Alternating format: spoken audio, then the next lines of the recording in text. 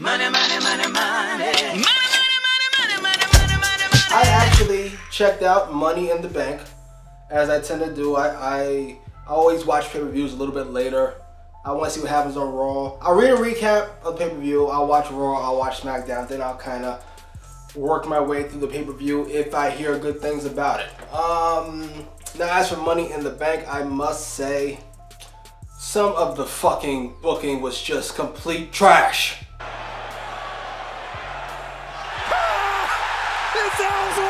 Some of the booking was good. A lot of the matches were good. Both ladder matches I thought delivered, which you always want to have your major marquee matches deliver in such a fashion. But listen, the match of the night. Is that blasphemous? A little bit. The match of the night was Ronda and Nia Jax. And listen, as much as I've criticized Ronda, mainly because it's fun to watch her get kicked in the head. And fun to think about her quitting, as I still think she could. I cannot be a hypocrite. I'm gonna trash you without much reason. I've got to give you your praise when you fucking deserve it. And Ronda absolutely deserves it for what she did at Money in the Bank. Now listen, she wasn't alone. Nia Jax is fantastic. Nia Jax, people talked about Ronda being booked like Lesnar. Nia Jax felt more Lesnar-y than anybody I've seen in a long while. Everything she delivered was with precision. It felt violent. And I gotta give Ronda her props for selling it. Everything she took looked like it hurt like all fuck. The powerbomb. For Jackson.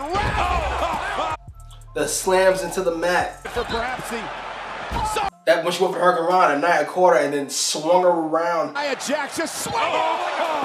And then you could see Ronda just looked like she was in so much fucking pain. And she might have been. Some of that stuff looked really stiff. That's what she said.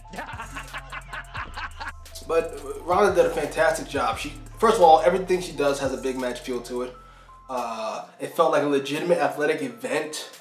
The way she throws her punches are really solid. The crowd is always behind her. I have to give Ronda her props as much as it hurts.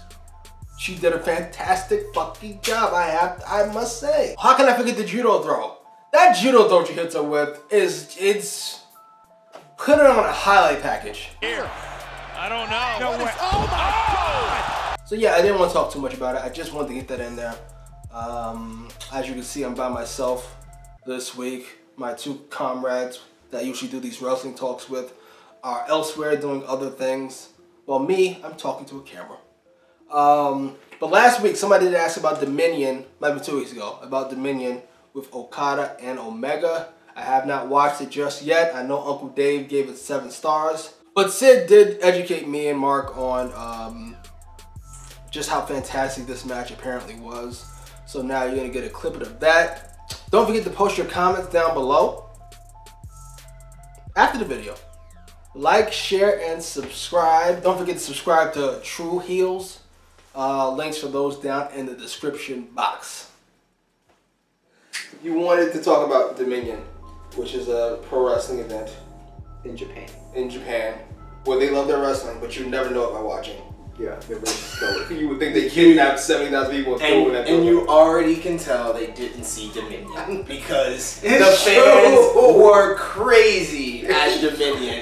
They clapped yes. Asian fans went crazy. Asian fans were crazy for Hiromu versus Ospreay. They went crazy for Jericho versus Naito. They went crazy for the Bucks versus LIJ. But the match that everybody's talking about, the match... Everybody.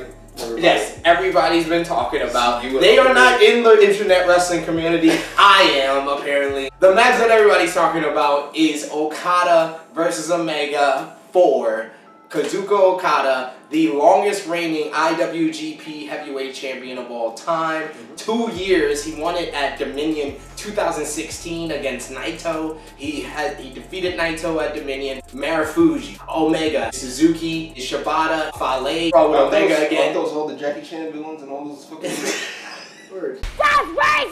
So racist. Their racism will not overcome what was this match. He defeated Evil. He defeated Evil? Yes, he defeated Evil. He defeated Naito at Wrestle Kingdom this year. He defeated Sonata. He defeated Zack Sabre Jr. He defeated the Ace Tanahashi.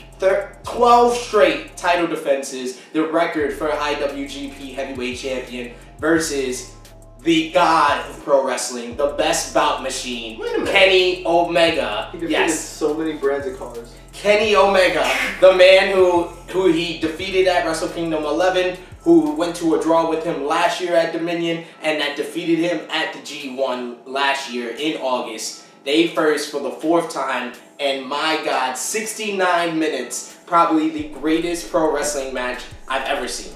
What? The greatest pro wrestling match ever. Now, by greatest, do you mean it had the most spots of any pro? I mean, besides Young Bucks, who can fit 80 minutes worth of spots into 5 minutes. Besides them, was it a spot fest? Did it tell a fantastic story?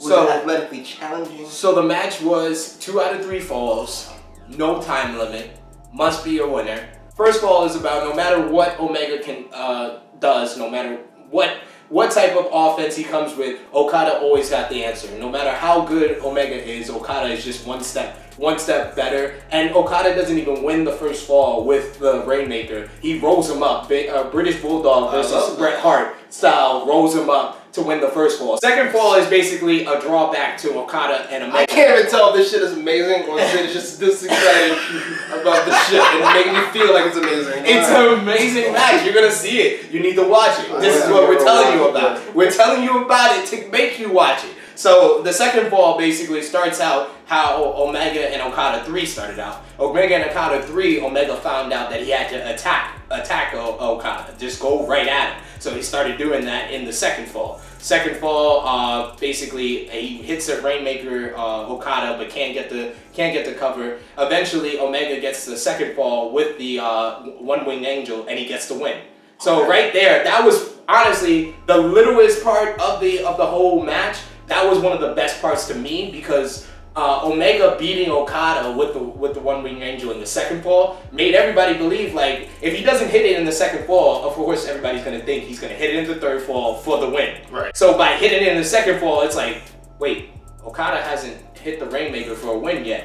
So I think Okada is gonna win because based on the story, he won with that cradle in the first fall. Omega just hit his finisher, so Okada's got to hit his finisher in the third fall for the win. So just that little part of the story made it excellent. The third fall was basically just all at it because the third fall started. How long?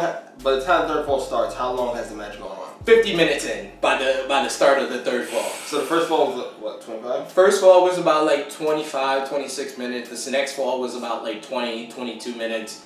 The third fall starts out with Gato trying to stall for time because Okada's still laid out from the One-Winged Angel. So they finally get Gato out, like the ref rings the bell because they did 2-minute intervals between the falls. Basically, it was like an MMA boxing. It feels like a legitimate athletic event. That's what made it. That's why I say it's the greatest match ever because everything. It was kind of the way my Uncle Dave explained it, or cousin Brian. We know that professional wrestling is a work. It's scripted. Yes. But when you can watch a wrestling match and everything you see feels real, everything is real because wrestling is scripted. But Okada's title run, that's real. He was champion for 2 years. He was a big draw during that. New Japan from the start of his run to right now is way ahead of expectations than where they were 2 years ago. Fair enough. And it's blown up across the world. So this is one of the greatest title runs of all time. And it's being encapsulated in this one big final epic conclusion. So the last fall starts out. He needs a job. Okada sits up. Okada sits up to start the match.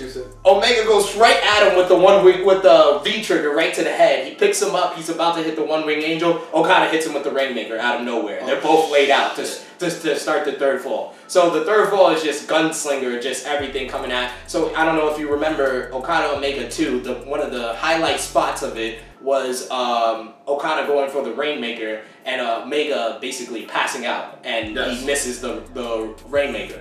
This time, Okada is so spent because we're an hour into the third floor. He goes for the Rainmaker, collapses trying to do the Rainmaker. I popped so hard for that spot. I was like, oh my god, that shit is amazing. He tries to go for, he hits one Rainmaker, holds on to the wrist. Omega breaks wrist control, hits him with the German suplexes, hits him with another German suplex. Okada reverses that. He hits 2 German suplexes. Then he hits a Rainmaker, holds on to the wrist, picks him up. He tries to go for a Rainmaker. Omega reverses that into the One-Winged Angel.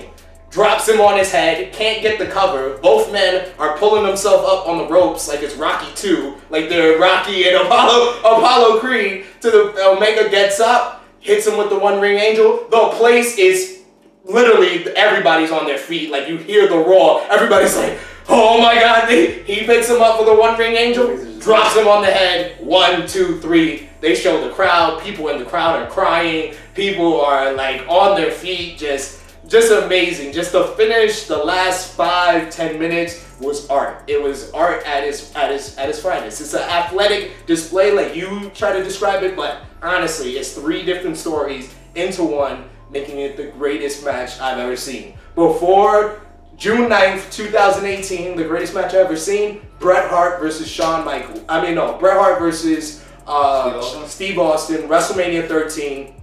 One of the best stories ever. Just starts off like a brawl. Then you basically see the transformation of the Stone Cold character from the foul-mouthed bad guy who doesn't care about anything to the anti-hero who's trying to fight, against all odds. And you see Bret Hart transform from the good guy who's all, good morals and everything to the guy who's bitter and upset about the wrestling world changing around him. That was the great story. That was the best match ever that I ever seen. On 2 Okada-Omega 4.